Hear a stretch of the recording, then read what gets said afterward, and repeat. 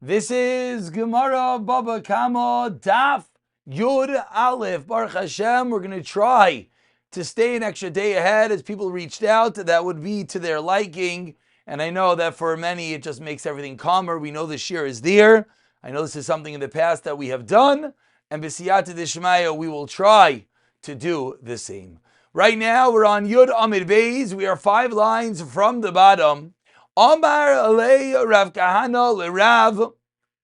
Rav Kahana says to Rav. Now, even though it starts Omar Lei, so you would think this is like continuing the conversation, as we'll see in a moment, this is a new piece Gemara. That what? We're middle of, it's a similar discussion to that which we're talking about, which is who takes ownership of the nevela. We've been saying until now that the nevela goes to the mazik, and we learned this out from the fact that he has to just complete the payment. We had multiple sources as to this din, but now says the Gemara, Bailim Metablim, excuse me, I just don't know if I said it right, so I just want to say it one more time, that the Bailim are Metablim Benevela, the Nizik keeps the Nevela. I think I said Mazik, excuse me. One little word and throws off the whole sugya. The Nizik, the Bailim, keep the Nevela, and the Mazik just has to pay the difference. So Rav Kahana says to Rav, Elo Taima, 4 lines from the bottom, it sounds like, because the Torah taught us that the mace is kept by the Nizik, the Bailim. Without this Havamina, you know what I would have thought? Nevela de Mazik, the minute goes to the Mazik. Havya. Ask Rav Kahana to Rav, why? What we've been saying until now is that a source is necessary. That only through the pasuk of Amesi Eloi do we know that it's Eloi to the Nizik to the Bailim. Why? If the Mazik, the damager, let's say he had a stockpile of Nevela, Treifa, dead animals. Why? I don't know. But let's say he did. Would he be able to play with that? Of course. Why of course? Because we know this already. Damar Mar, as Mar has already taught us, the word Yashev l'Rabbi Shava Kesef Afilu Subin, that you can even pay Subin. You can pay anything. I damage you, my ox damages your ox. How do I pay? However I want. I want to pay you with pieces of paper. I pay you with pieces of paper. I want to give you cash. I want to give you land. I want to give you nevela. I want to give you treifa. I want to give you carcasses. I could. So says the Gemara, Didei bai. So is there any question that this animal itself, of course, stays to the nizik? How would it make any sense that it goes to the mazik, and the mazik could pay with this very animal? So of course it makes that much more sense to say that the animal is kept by the nizik, by the bailim. So what do you need a pasuk for, says the Gemara? Excuse me. Explains the Gemara. Lo nitzurcha, you know what you need a pasuk for? El b'chas nevela, a new din. Not just to teach me that the nevela goes to the bailim, but rather for the b'chas nevela. What's the b'chas nevela? Rashi 2 lines from the bottom speaks out. The moment of death, where is the nevela? It's in the possession of the nizik, of course. V'misriach, what happens if the animal putrefies? Upachsa damim, and it goes down in value. Mishas misa, from the time of death, v'ad shas hamadabedin, and until the moment that the court case happens. So now we have a good question. Let's explain. My animal damages your animal. You have a yashar sitting in your backyard dead. So the fact that you keep it and I don't keep it is pashit. Why is it pashit? Because I can pay in any which way. Of course, I can even pay with the dead carcass. So of course you keep it. But what happens if this dead carcass in your backyard depreciates in value for the moment of killing until the moment that we get to go to court? That depreciation, that is the question who it goes to. And on that we have the pasuk to teach me, as Rashi continues, Pseide the nizik, who the nizik has to absorb that loss. So says the Gemara, we need it for the B'chas Nevela. Asks the Gemara, Lema B'chas Nevela Tanohi. Should we say that this din of B'chas Nevela is Machlokes Tanoim? Why? The Tanya learned in a Brayso. Im Tarav Yitaref Yiviehu Aid. If it rips to death, you should bring an aid. What does this mean? As we turn over to Yud Aleph Amud Aleph explains the Gemara. Yavoy Eidim shenitzra ba'oines upater. Bring Eidim that the ox was damaged, was ripped open ba'oines, and then you, the mazik, will be pater. Abba Shaul Omer says Abba Shaul, not so simple. Yavi Eiduda lebezdin. You have to bring the Eiduda. What is the Eiduda? The item upon which we're giving the Eidus on. Which is what? Which is, says Rashi, the nevela, the dead carcass. So the first opinion, who's what? That was Rav Tarfin. No, incorrect. The Tanakama says the pasuk just means bring Eidim. Abba Shaul says no, means bring the actual carcass. What's the machlokes? My love, that what's his machlokes Abba Shaul versus the Tanakama? Explains the Gemara, my love, the following is the machlokes. Demar savar b'chas nevela dinizik. That the Tanakama holds that the b'chas nevela, the depreciation goes to the nizik. Have, and therefore, no, incorrect. The new slang didn't sound right. Abba Shaul says the b'chas nevela goes to the nizik.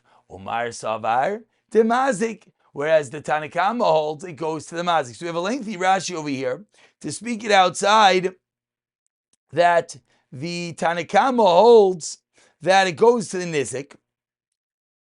Why?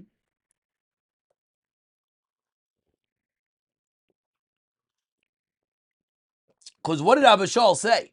Yavi Eiduda de Bezdin. Bring the carcass to Bezdin. That's Abba Shaul's way of teaching us that the nizik is the one that has to absorb that loss, and that's why he is the one that has to be mitabel. He has to deal with the nevela. Whereas the Tanakama says, no, the pasuk is not teaching us anything about that. Just talking about Eidim itself. So you just suggested that what do we need a pasuk to teach me that the nevela goes to the nizik? Not just to teach me it goes to the nizik. You know you need a pasuk for? You need a pasuk with regard to the b'chas, the depreciation of the nevela. Says the Gemara, what do you mean? The depreciation of the nevela is a machlokes tanoim? Or I shouldn't say that that's the question. The question is this a point which is debated by the tanoim? Says the Gemara, loi. The kuliyam, everyone agrees, the nizik, everyone agrees that the depreciation goes to the nizik.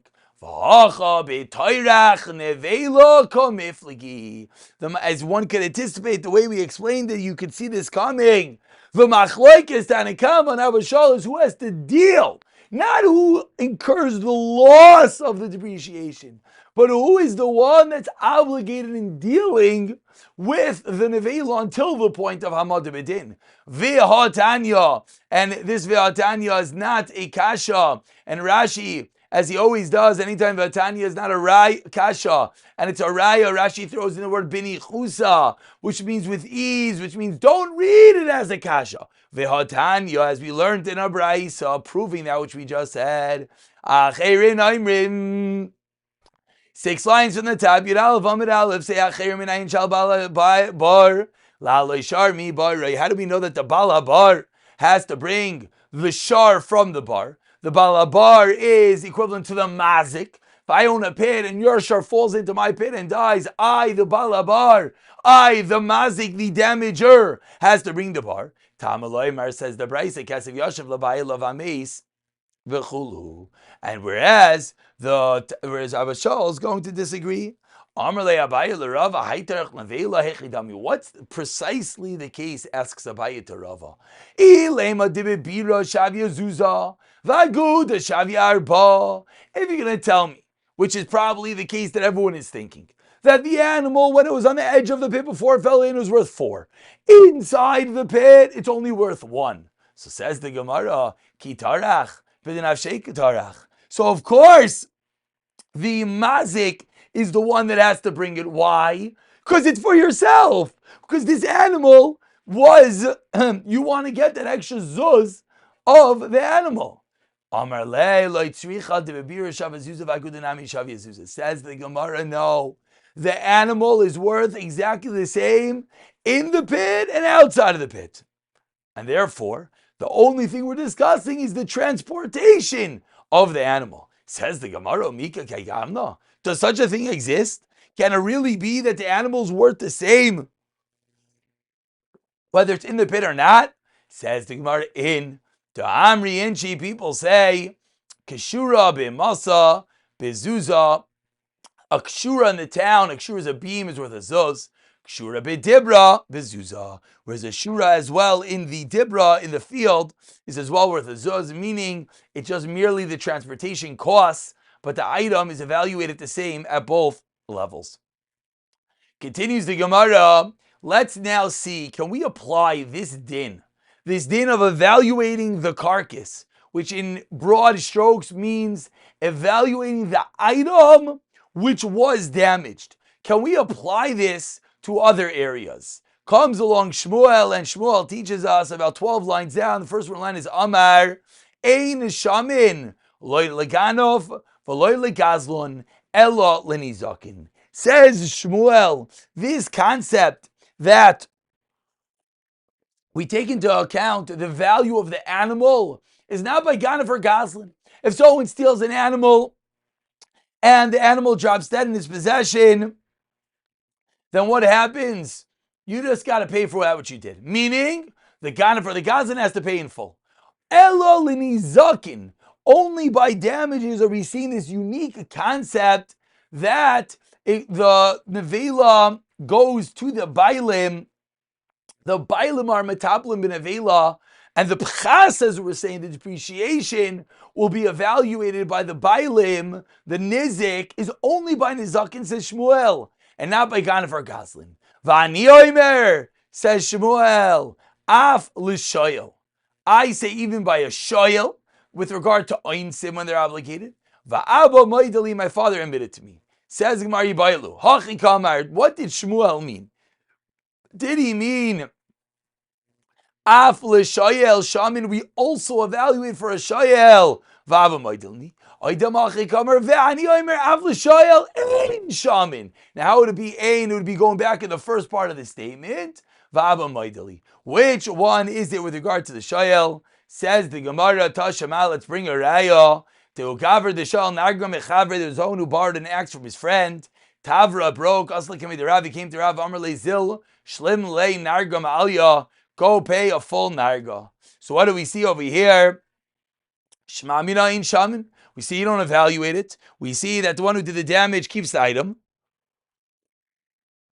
The one who, the shayel in this case, and you have to pay in full. Says the Gemara, no raya, adarabba. Rav Kana and Rav Asi, in that story, Rav Kana and Rav Asi came around and they said, Rav, Tina Hachi, really? Does he have to pay in full? Vishasik, and Rav was quiet.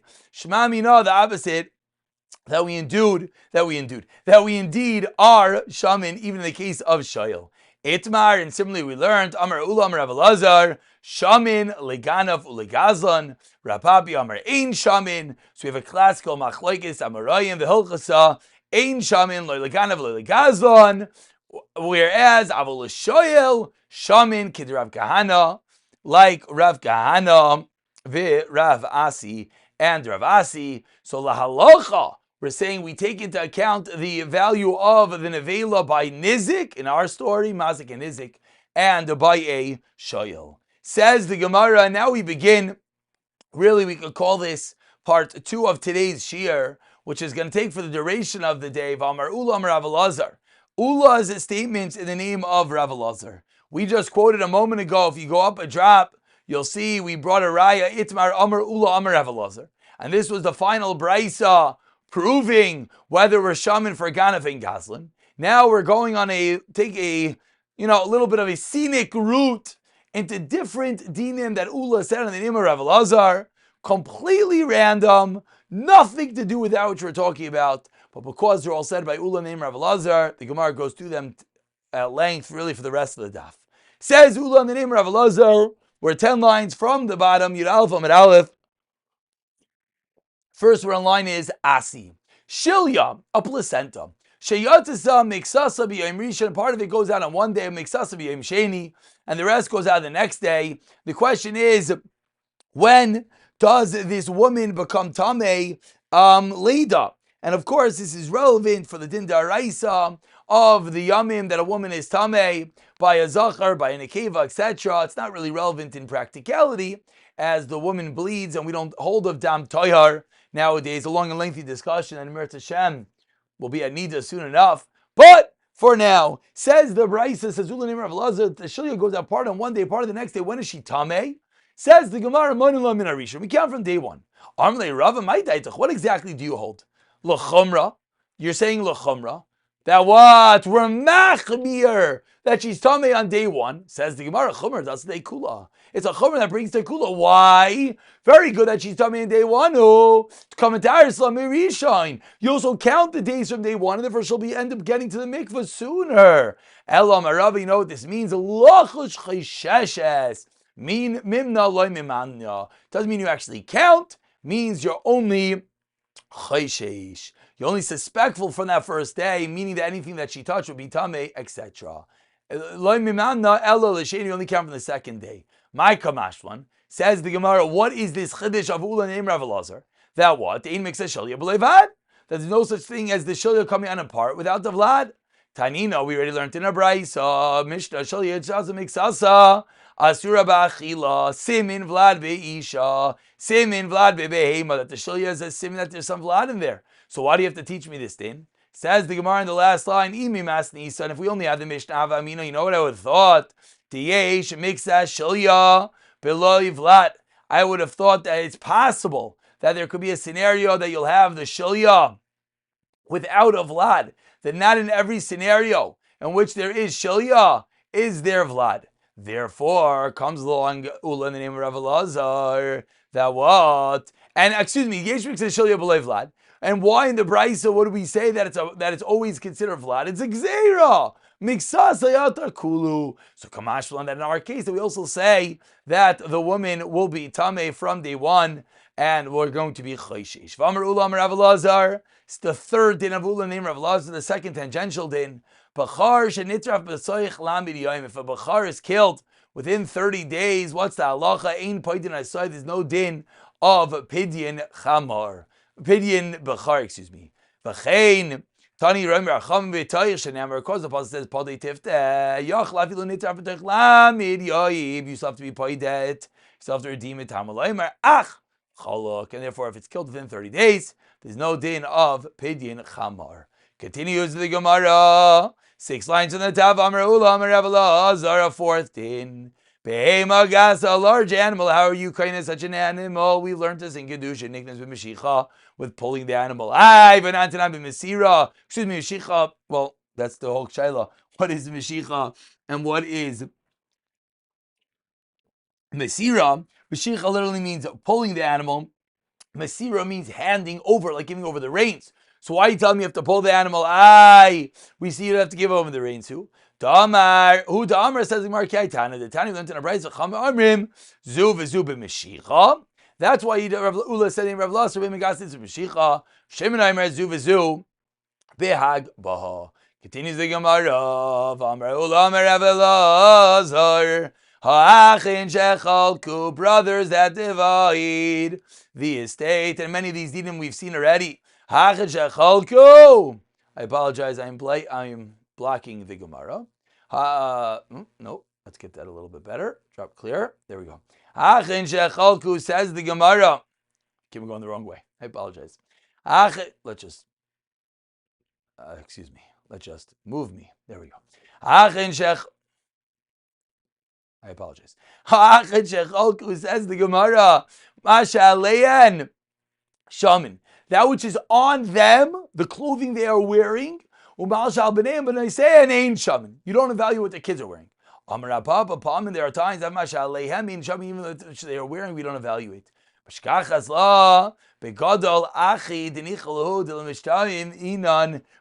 By an older brother, that the other brothers are happy that he's dressed in a bekavadik manner. Why? So that he can appear into court as a chashva person. Therefore, in that case, everyone will agree that his clothing is not a part of the evaluation, as they all want him to have it. V'amar Ula, Amar Rav Elazar, continues Ula, in the name of Rav Elazar. Shomer Shemazer li Shomer, if one watchman gives over an item to another watchman, is he allowed to? What's the halacha with that? Shomer Shemazer li Shomer. Potter. This is obvious if it's a shomer chinam, it's an unpaid watchman. Shemas or l'shomer sachar, and these are halachos of paid watchmen, unpaid watchmen that we're going to learn at length later in the Masechta. Shomer shemas l'shomer potter. If you give it over to a paid watchman, it's pashit that what you're potter. Why? You're upgrading. I wasn't paid to watch it, and then I hired someone to watch this item. Of course, if it eventually damages, gets ruined, I'm not going to be obligated. Elafilu, says Ula name Rav Elazar. Afilu shomer sachar shemas l'shomer chinam. But shomer sachar, a paid watchman, gives it to a shomer chinam, an unpaid watchman, which means what? Hashtag grua. You're downgrading the shmirah. So you would think you're downgrading the shmirah. How in the world can you do that? Still, that's the chiddush Ula name Rav Elazar nami potter. Why? Shari Masa leben das. Lamaisa, you gave it over to someone with das, therefore you're a potter. Rava Amar says, Rava the exact opposite. Shomer shemas l'shomer chayiv. And this parenthetically is how we paskin. So one certainly has to be careful in the case that he's a shomer, not to give it to someone else. Rava says the shomer shemas l'shomer is obligated, and says Rava the exact opposite of Ula name Rav Elazar. This is posh. If a shomer zachar gives a shomer chinam, to really grow the shirasai. Says Rava, you're downgrading the shmira. Of course you're chayiv. Hello. Even afilu shomer chinam shematz l'shomer sachar. They are upgrading the shmira. Still you're chayiv. Why? The Amar Lake's owner says, "At you mehamnin sli b'shvua." You, I believe, and you would have to swear if there's an issue. So I believe you. But hi, this other guy, lo mehamnin li b'shvua, I don't believe him. And therefore, you're going to be obligated in all cases. And we close out the day with one more din of Ula in the name of Rav Elazar, 8 lines from the bottom. V'amar Ula Amar Rav Elazar. Hilchsa. The following is the halacha. Kovid minha avadim. That one could collect for payment. Someone owes money and he has an eved. He could collect your eved. Amar Rav Nachman Ula Amar Rav Elazar afilu miyasmi. Even me, if you ask me, did he say this? Did I even collect avadim from the yasam? He said, "La mine," just from himself. Mine, to collect from himself. What's the chiddush? If I owe you money, you can even take glima my shirt dal kasbei from my shoulders. So of course you could take my eved. Says the Gemara, the case is in which apoiteki standing for apoitehei ka. Famously, Rashi, 2 lines to the bottom, according to the Gemara, says the case is that the eved is an apoiteki, and then he sold that eved. Kiderava, the Amai Rava, Asai Avdai apoiteki. If you made your eved an apoiteki, that's the only place that you could collect from umachra, and you sell that eved. The chiddush is balchayv goyve emena. The Baal Chayv could collect from it even though it's not in your possession. Shoyrei apoiteki, umachra, the axe in Baal Chayv goyve emenu. My taima, why by an eved could you collect it from someone else and not a shar? My taima, last line. Ha islei kala, v'ha les lei kol. An ox does not have a kol, and therefore when one buys it, he has no way of protecting himself to know that this ox was an apoiteki, whereas an eved, does. Just look at the last Rashi. He says only from this item. And the chiddush of Elazar is that if you sell it, the Baal Chayv could collect it. And we don't have the next page of Gemara in front of us, so we'll continue the story, continuing Rav Nachman in the next year on top of your Beis Amud Aleph B'siyata Dishmaya.